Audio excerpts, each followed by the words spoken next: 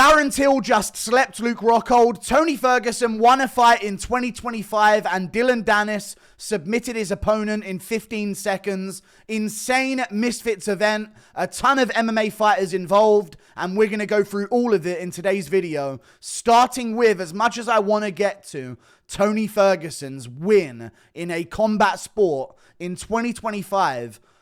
I need to break down Darren Till versus Luke Rockhold first. I can't believe I'm even saying this. Darren Till just knocked out Luke Rockhold, and Tony Ferguson broke his opponent after eating all of their shots and TKO'd them with pressure and volume. I feel like I'm back in 2018, and I'm really enjoying this reality. Darren Till sleeps Luke Rockhold. Nasty performance from Darren Till. If you don't know, Darren Till's been putting in a lot of hustle in Misfits. He joined the company, or the promotion, sorry, knocked out Anthony Taylor in the first round, or not in the first round, in his first fight in the Misfits promotion. And Anthony Taylor was kind of the crafty vet of Misfits that was kind of ruining all of the big names by beating a lot of people. Darren Till defeats him. Then he beat Darren Stewart. Now he's just beaten Luke Rockhold in his best performance yet. He destroyed Luke Rockhold badly. This was such a nasty KO, and it wasn't the only thing that happened in the fight. Darren Till in round 1 dropped Luke Rockhold badly at the very end of the round. They got Luke Rockhold back up, and then the bell sounded. Luke Rockhold saved by the bell at the end of round 1. Second round, Darren Till continued to pressure, continued to land shots on Luke Rockhold over and over again. Lots of body shots, lots of jabs to the body. Very, very nasty stuff from Darren Till. Then round 3, Darren Till pressures Luke Rockhold up against the cage, or up against the ropes. Sorry, they're in a ring this time, not the octagon. Darren Till pressures Luke Rockhold up against the ropes, jabs him to the body, like he's been doing the entire fight long, teased off with a combination. Not all of it lands, but Luke Rockhold starts putting his guard up. Then Rockhold brings his guard down, thinking, okay, he's not going to throw a 6-punch combination at me, but Darren Till throws an uppercut, almost uses the uppercut coming back down to bring down the guard of Luke Rockhold. If you watched a replay, I don't know if it was intent, it was probably accidental, but he brings down the guard of Luke Rockhold and stings him with a left hand straight on the jaw. This one right here, leaving Luke Rockhold out really badly. And for Luke Rockhold, this is so bad. This is so bad for Luke Rockhold. He's been KO'd so many times. And since his leaving from the UFC, when he said he's done, I'm old, I'm not competing anymore, all he's been doing is going around to these like random different promotions, winning some, but also losing some as well. He did not need this extra damage and these extra concussions at the end of his career, but he has made sure to get them. Darren Till just put hands on him really badly. I thought Luke Rockhold was going to give him some problems, and then Darren Till would finish him in the second round. It happened in the third round instead, but I was almost surprised by how easy Darren Till made this look. I thought Rockhold would have some things for him, and now and then he did land a jab. Sometimes, I think he landed one good left hand on Darren Till at one point, but it didn't really do anything.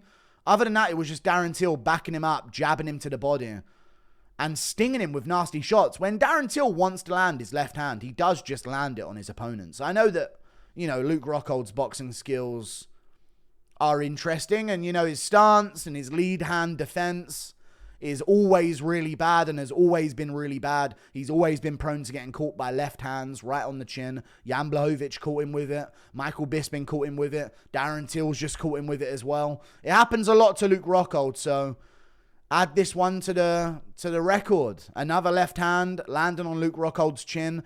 When he gets pressured, he just throws his lead hand away from his face. In this case, he didn't towards the finish. But earlier in the fight, I mean, look at this.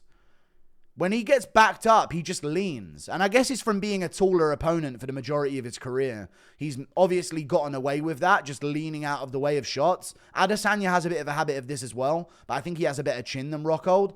But yeah, leaning back, lead hand away from his face. Darren Till smoking him with the left hand over and over again in the fight. Wobbled him before he dropped him in the first round. Even in round 2, Rockhold basically got dropped again. I don't know if the glove officially touched the ground, but the referee stepped in and then stepped back out again.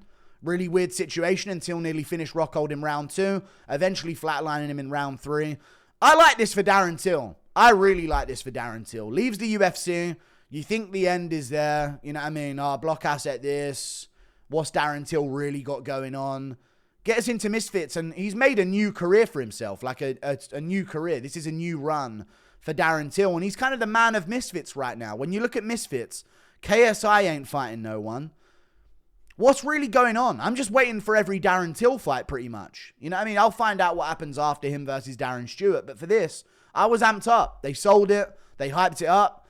And Darren Till called out Carl Froch afterwards, who of course is a legendary boxer from the UK. I know he gets a lot of shit because he's an annoying cunt, but he is a legendary boxer from the UK, 50 years old. Little bit of a Jake Paul move from Darren Till. If you can't beat him, join him. You know what I mean? But he called out, next thing he'll be calling out Joe Calzaghe, you know what I mean, in his next win.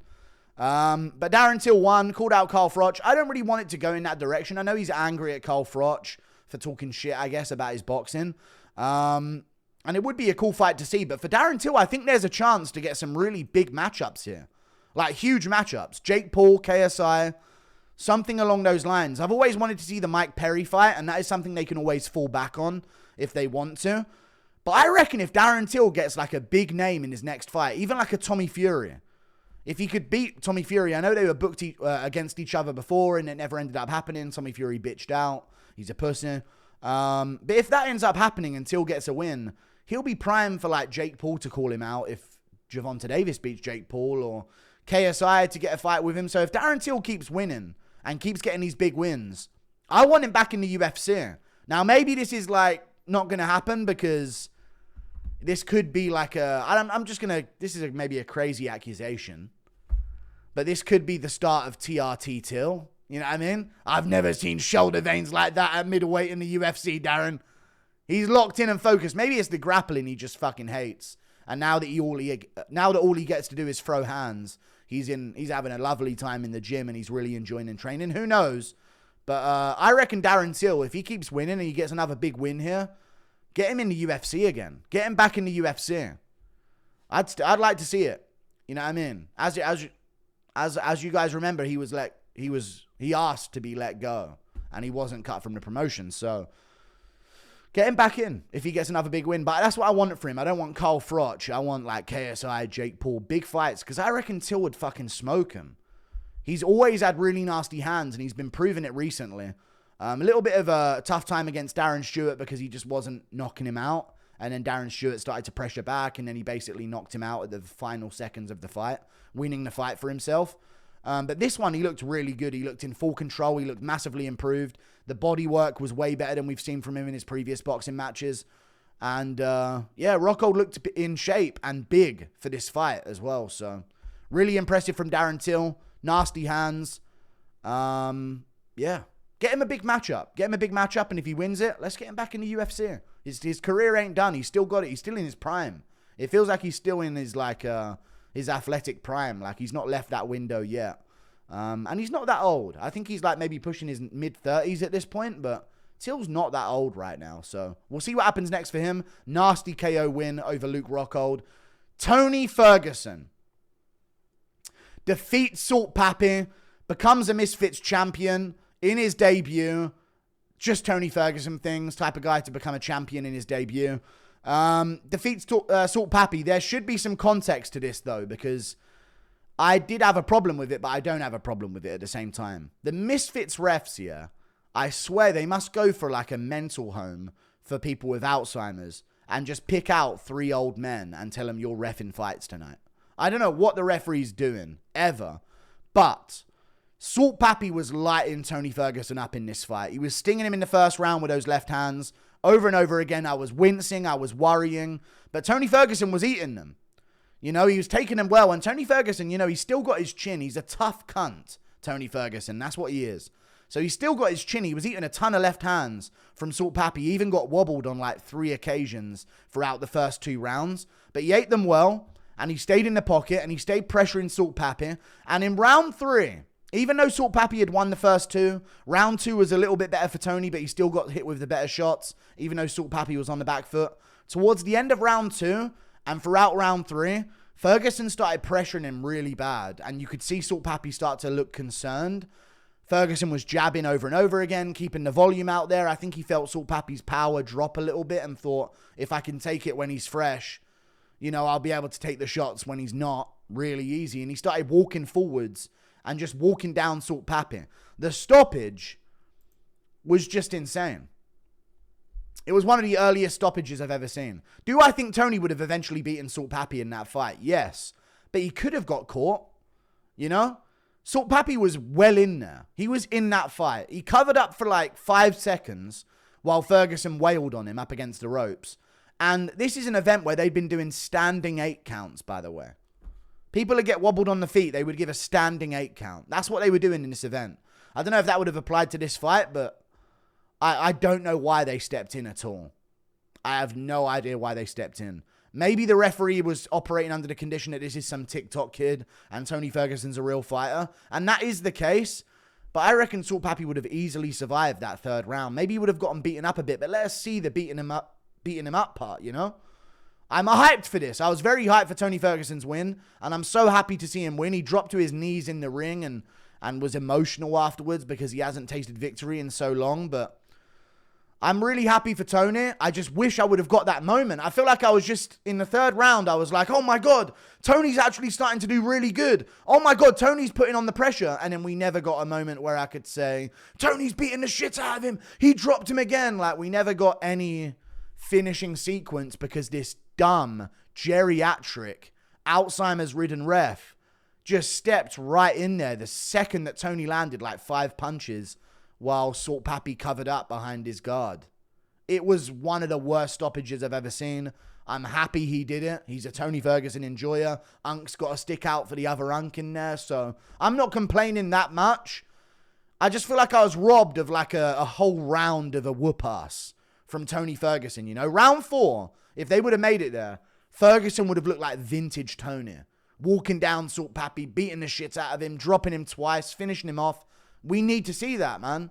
They robbed us of that. This dumb old ref robbed us of that. But nasty stuff from Tony Ferguson. Good to see him get a win.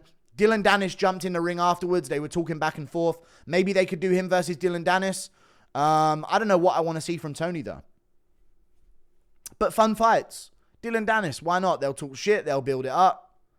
Why not? Do him versus Tony Ferguson as the co-main event of Darren Till KSI. And you'll have yourself a really good card. So, speaking of Dillon Danis, though, so happy to see Tony get a win, by the way. I feel like we're back in 2017 when he still had it. You know what I mean? It's a really good feeling. But Dillon Danis submitted his opponent in like 15 seconds. It might have even been less. I heard they said 6 seconds when they were watching it live. But apparently it was a bit longer. The guy, here's the thing about this, yeah. Dillon Danis is like a legit Brazilian Jiu-Jitsu guy. People forget, man. He's a fucking marauder. He is. Dillon Danis is a marauder when it comes to Brazilian Jiu-Jitsu. So he was going to wrangle this guy up easily by submission. There was narratives in the build-up of, oh, if you knock him out, I'll give you double, stay on the feet and strike with me and all that. But this guy clinched up with Dillon Danis. Got immediately latched into a guillotine and subbed within about 3 seconds of him making contact with Dillon. Insane. Couple shots landed early. I think Dillon landed a punch, started laughing, and then this guy landed one back and Dillon was just laughing at him. And then when he clinched up with him, just immediately latched up the choke and subbed him. But this guy is a random dude, though. Listen, I kind of like Dillon Danis winning. I think it's good for sport. It gives us something to talk about now and then. And he does sell the fights very well. And I liked his Demi Lovato line at Luke Rockhold before the fight. But let's see him against someone now, like a Tony Ferguson or a KSI or someone who's going to be a bit more of a test than this random guy, who's never grappled before and was begging Dillon Danis in the build-up not to shoot a takedown and not to grapple with him, only to stuff his head in his armpit the second he got hit by a punch. So this guy was waffling shit the whole build-up. But either way, give him someone legit. Give him a proper fight. And let's get Dillon Danis back in there. I heard he was calling that Eddie Hall. Insane. If that is going to happen, that'd be such a weird-looking fight. But Dillon's legit on the ground. Dillon's very legit on the ground and always has been. So we'll see what happens with Dillon next. But he got a win. Dillon Danis just won in MMA.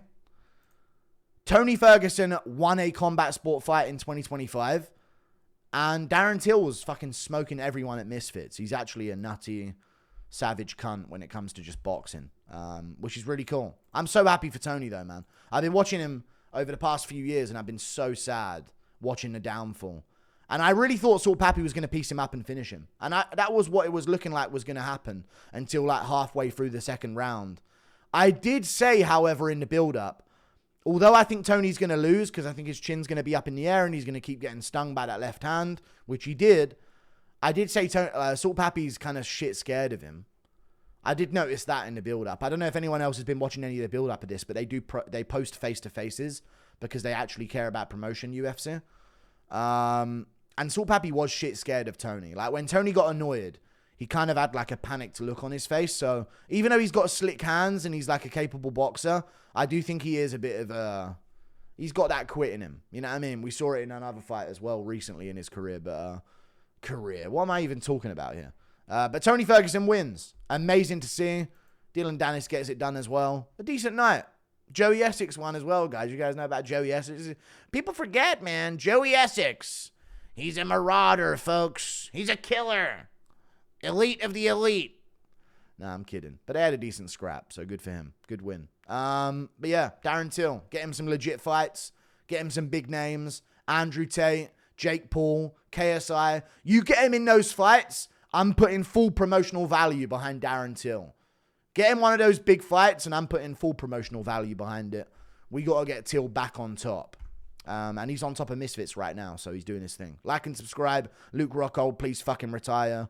Don't have some, like, bucket list thing where you're like, oh, I haven't been KO'd in kickboxing yet. I'll do that. No, we don't need to see it. We don't need you to test out BKFC again. You've been finished there by TKO. Just stop, Luke. Please stop, Luke Rockhold. I know you want to be cool, and since you retired on the Jackson pod and all that, all you've been doing is... It's sad to see. I don't need to see this. It's just Rockhold trying to convince himself that he's still some savage. And he is compared to the random man on the street. He is.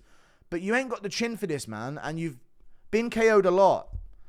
And it's going to keep happening. And you don't need it to keep happening. But we'll see what he does. He'll probably get knocked out in triad combat in about 6 months. I don't know what's going to happen. But yeah. See you later. Goodbye. Toodle pip.